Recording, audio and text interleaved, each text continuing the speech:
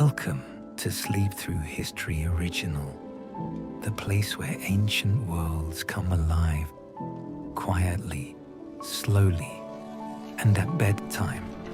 I'm Edmund. Settle in, close your eyes, and let history carry you to sleep. The torches are burning low along the Tiber. The city breathes slowly in the dark. Somewhere across the forum, a man is reading by lamplight. His name is Julius Caesar, and nothing will ever be the same again.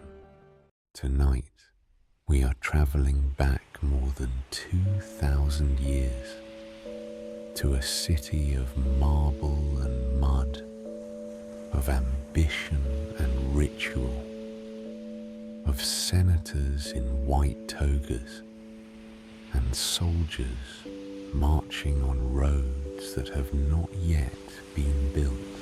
And we are going to follow one man across the full arc of his life, from a modest house on the Subura street to the marble halls of the Senate, to the banks of the Rubicon, and finally to the steps of a theatre on the Ides of March.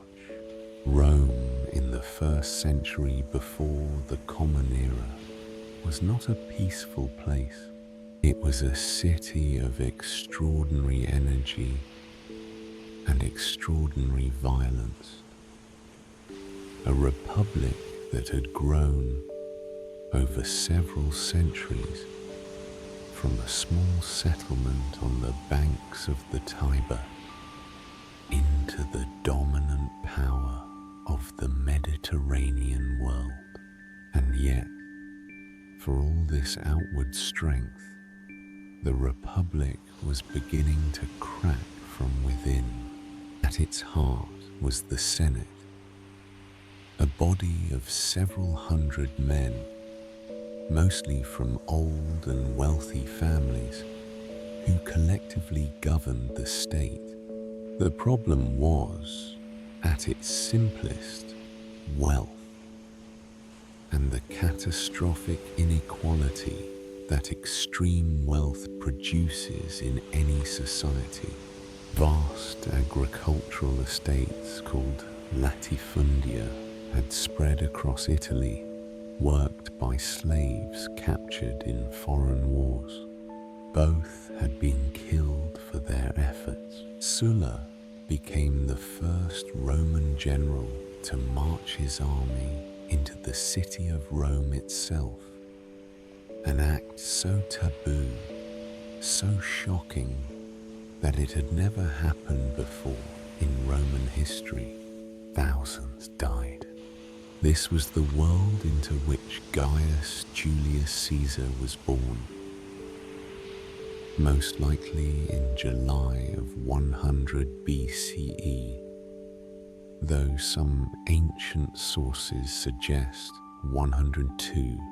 Caesar was born into the gens Julia, the Julian clan, a family that claimed descent from Aeneas of Troy, and through him from the goddess Venus herself. The elder Caesar collapsed one morning while putting on his shoes. He was dead before he hit the floor. Whatever Caesar became, his mother had no small part in making him. The young Caesar grew up in a neighbourhood called the Subura, not the fashionable part of Rome, and living on the street teaches you things that the Palatine does not. Cicero, who was not easily impressed, and who would later become one of Caesar's most vocal critics, wrote that Caesar was among the most talented orators he had ever heard. Sulla's agents demanded that Caesar divorce Cornelia. He refused. Caesar lost Cornelia's dowry, had his inheritance confiscated, and was forced to go into hiding, moving between safe houses in the hills outside the city, while Sulla's men searched for him. He is said to have bribed his captors at least once to secure his release. Very well, Sulla reportedly said. Keep him, but know this, in that boy there is many a Marius. Sulla saw something. He did not know what to do about it. Caesar, for his part, left Rome. He went east to the province of Asia to begin his military career. He was awarded the civic crown, the Corona Civica, for saving the life of a fellow soldier at the siege of Mytilene. Caesar wore it with visible pride for the rest of his life, and later it would give him the legal right to be greeted with a standing ovation in the Senate. He returned to Rome after Sulla's death in 78 BCE, a young man of 21 or 22, with a military decoration, a noble name, a poor family, a wife he had refused to abandon, and ambitions that, even at that early age, he does not seem to have kept particularly hidden. Rome, for him, was just the beginning. Rome ran on reputation. Caesar understood this better than almost anyone, and so, in the decade following his return to Rome, he set about building his reputation with a methodical, almost ruthless efficiency. His first major public act was a series of prosecutions. Caesar was a gifted orator, and in Rome, the courts were a stage. Caesar prosecuted Gnaeus Cornelius Dolabella for extortion. He lost the case, but the prosecution itself drew attention. People noticed the quality of his arguments. After the prosecutions, Caesar traveled to Rhodes, ostensibly to study rhetoric. On the way, he was captured by pirates. They demanded 20 talents of silver for his release. Caesar laughed at the figure and told them they clearly did not know who he was. He would pay 50 talents, he said. 20 was an insult. For 38 days, he lived among his captors. He joined their games. He recited his own poetry to them and told them that if they did not appreciate it, they were barbarians. He threatened them cheerfully with execution. The pirates apparently found him charming and amusing. They did not take his threats seriously. They should have. When the ransom was paid and Caesar was released, he organized a small fleet, sailed back to the pirate anchorage, captured most of them, and had the pirates crucified, just as he had promised them he would.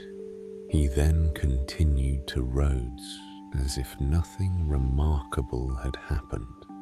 Back in Rome, Caesar pursued the standard course of the cursus honorum, the sequence of public offices that formed the Roman political career.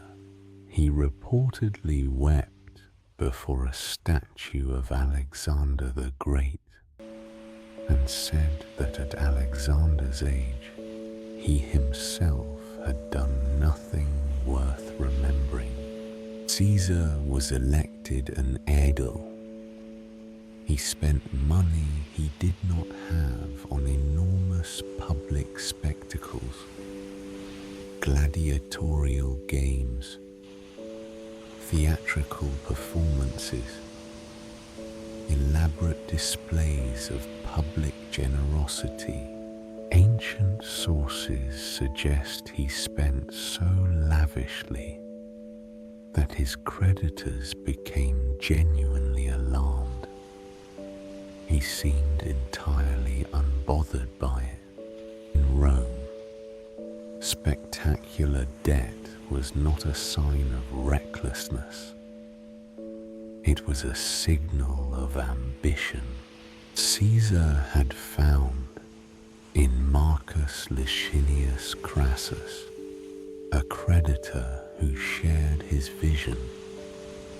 Crassus was the richest man in Rome, perhaps the richest man in the world at that time. He had made his fortune through a system of private fire brigades that would arrive at burning buildings and negotiate purchase prices with the owners before putting the fires out.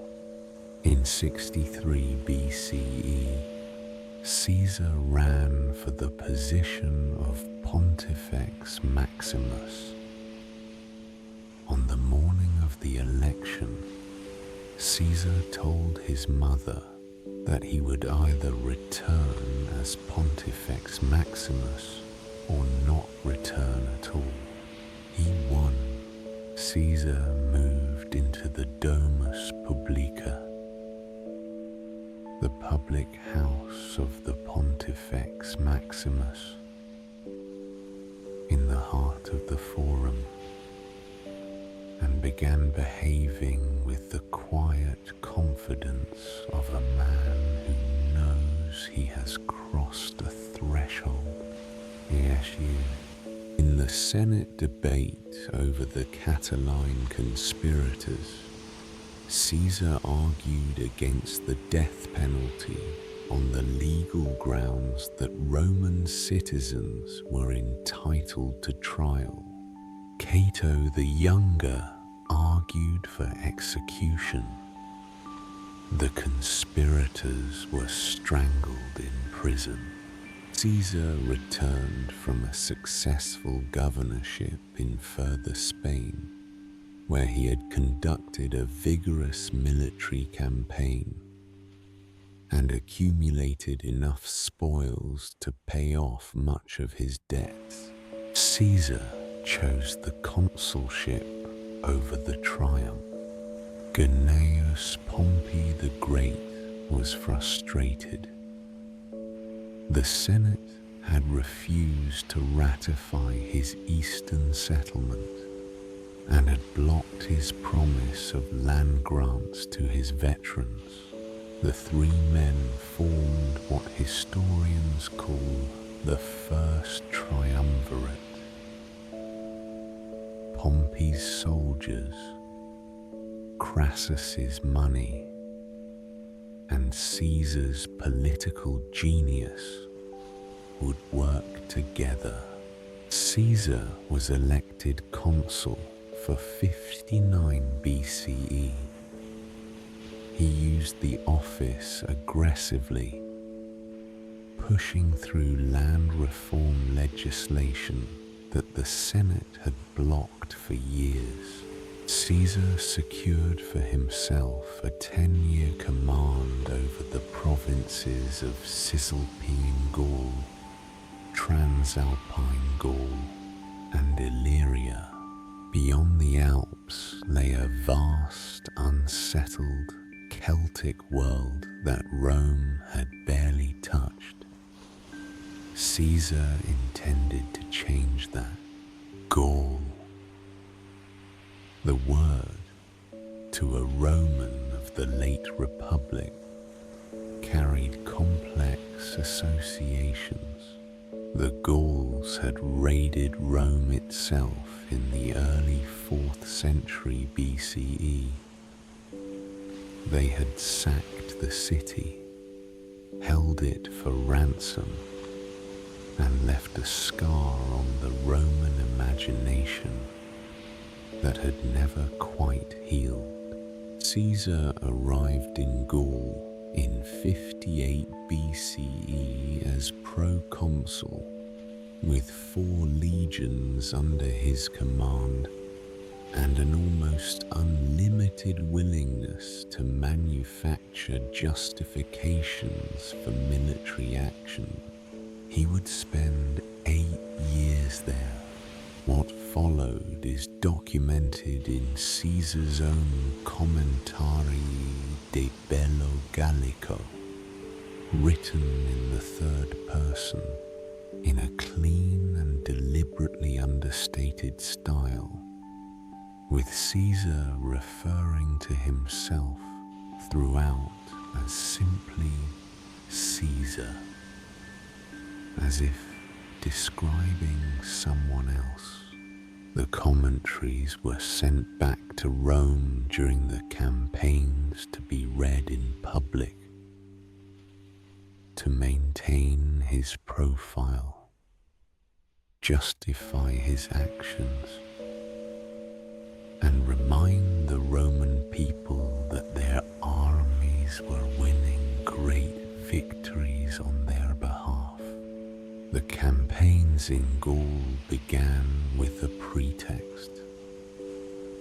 The Helvetii, a Celtic people from the Swiss plateau, were migrating westward in large numbers. Caesar used this as a reason to deny them passage and eventually to force them back. The Helvetii were not easily defeated, but Caesar won, and the victory gave him the credibility to stay in the field. What followed over the next 7 years was a systematic military conquest of virtually the entire territory of modern France, Belgium, and parts of Germany. The campaigns were brutal. Caesar fought against dozens of different tribes, forming alliances with some and crushing others. He crossed the Rhine twice, on bridges his engineers built in days. As a display of Roman engineering power to the Germanic tribes beyond, he invaded Britain twice. Though these expeditions were more reconnaissance than conquest, he spent a winter under siege at Alesia, where the Gallic chieftain Vercingetorix gathered an enormous relief force, and Caesar found himself simultaneously besieging the town and defending his own lines against assault from without. The engineering works at Alesia, a double ring of circumvallation and contravallation stretching for miles, are still considered one of the most impressive feats of military engineering in the ancient world. Vercingetorix eventually surrendered. He was held in Rome for years, displayed in Caesar's triumph, and then executed. The human cost of the Gallic wars is staggering. Something in the region of 1 million Gauls were killed and another million enslaved. History does not always wear a comfortable face. Back in Rome, Caesar's reputation was becoming almost mythological. His victories were celebrated with public thanksgivings of a duration that had never been granted to any Roman before him. In 54 BCE, Caesar's daughter Julia, who had married Pompey, died in childbirth. The child did not survive either. With Julia gone, the personal tie between the two men dissolved. Crassus had died at the disastrous Battle of Carrhae. The triumvirate was gone. What remained was two men, Caesar and Pompey, circling each other with increasing wariness. The Senate began to move. Caesar's command in Gaul would expire. When it did, he would return to Rome as a private citizen and could be prosecuted for his actions. Caesar wanted to stand for the consulship in absentia without returning to Rome, which would allow him to bypass the window of vulnerability. The Senate refused. Caesar appealed.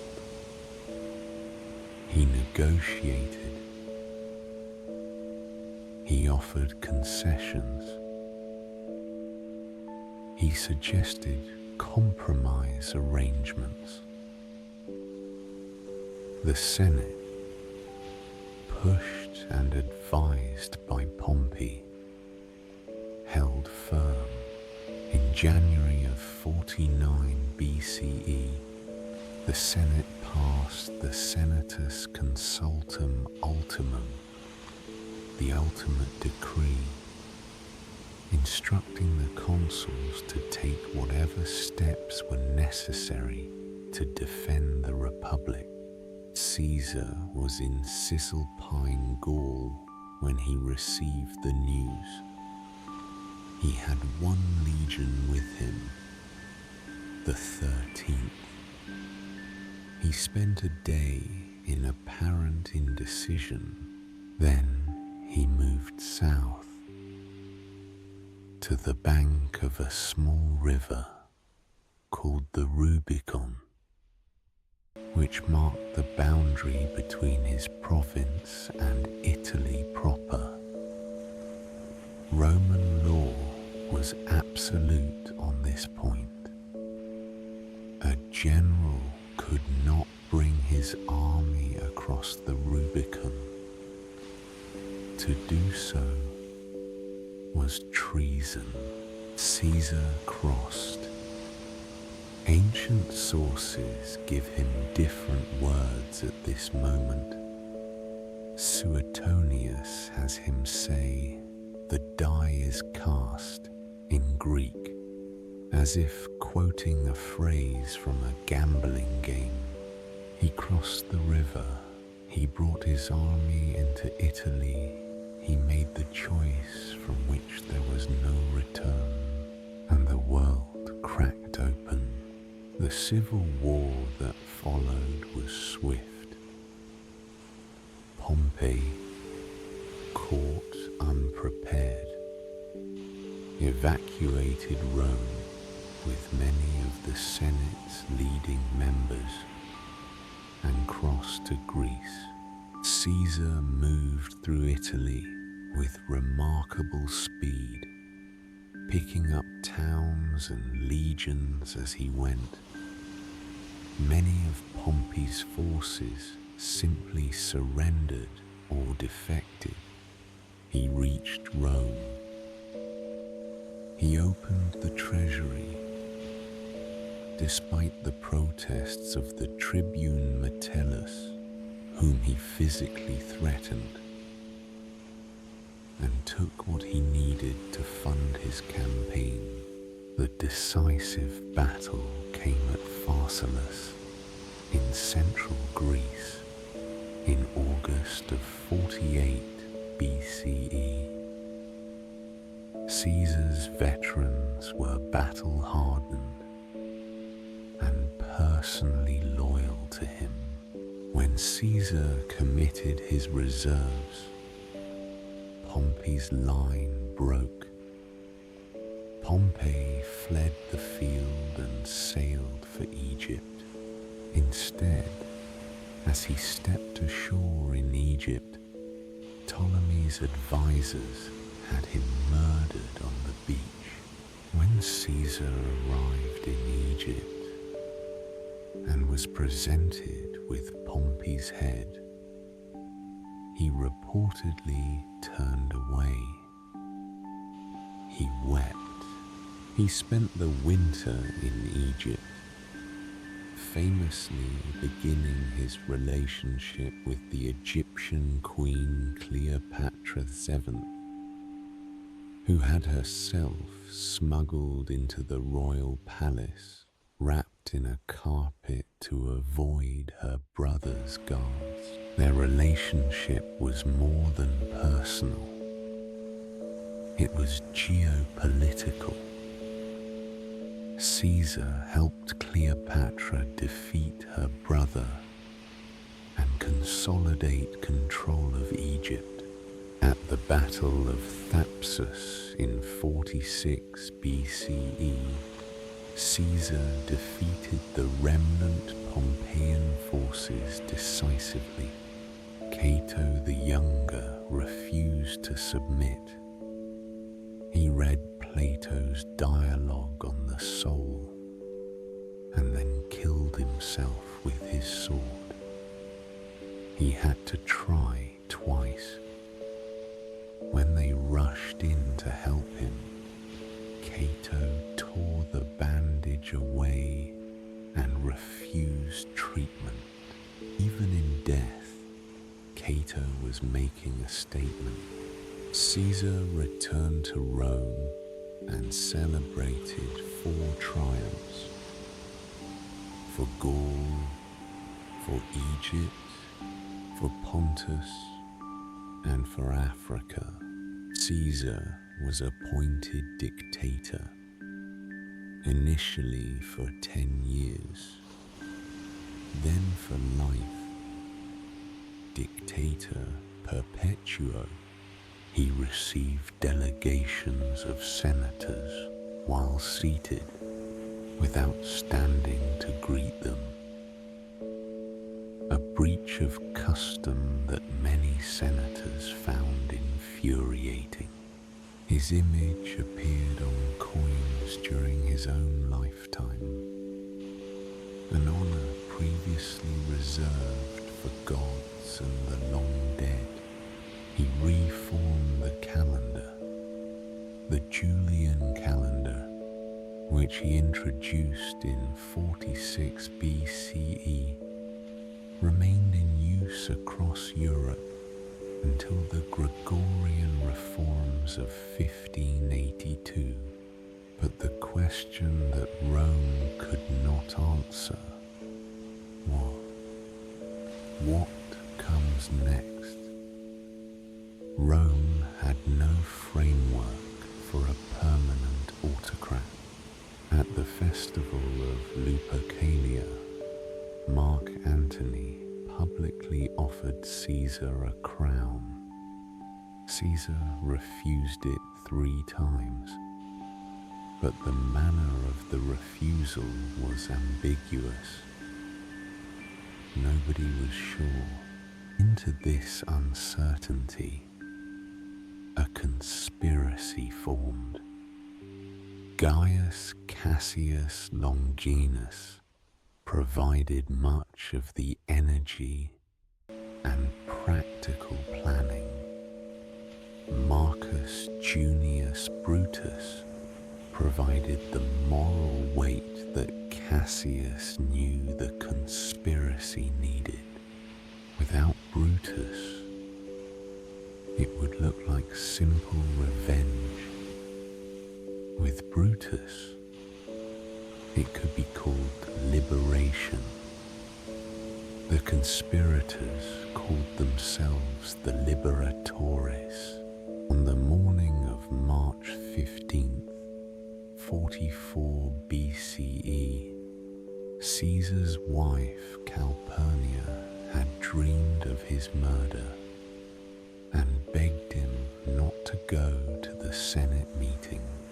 Decimus Brutus, one of the conspirators and one of Caesar's most trusted officers, came to his house and persuaded him to attend. Caesar arrived at the theatre. The conspirators surrounded him under the pretext of reading a petition. One of them grabbed his toga. Caesar turned to push him away. Then the knives came, 23 stab wounds. Caesar fell at the base of the statue of Pompey. Suetonius records that he pulled his toga over his face as he fell, so that he would not be seen dying. The conspirators walked into the forum with their bloody knives raised, calling out that the tyrant was dead and that Rome was free. The streets were silent. The people did not celebrate. They locked their doors and waited. Mark Antony spoke at Caesar's funeral. He showed the crowd Caesar's torn and bloody toga. The crowd's mood shifted rapidly from shock to grief to fury. The conspirators had underestimated something essential. Caesar was not merely a politician. By the time of his death, he had become something larger, a symbol, a patron, a source of hope. What followed was another decade of civil war. Caesar's heir, Gaius Octavian, would eventually become Augustus, the first emperor of Rome. The republic that the conspirators had tried to save never returned. The Ides of March had not saved Rome. It had ended it. He was brilliant and ruthless, generous and calculating, capable of extraordinary mercy and extraordinary violence. He was, in every sense, a man of his time. The greatest stories are rarely about the fall. They are about the climb. The man who crossed the river, not because he was certain of winning, but because standing still had become impossible. We all have rivers. Thank you for spending this time with me. I'm Edmund, This has been Sleep Through History. Sleep well. History will be here when you wake up.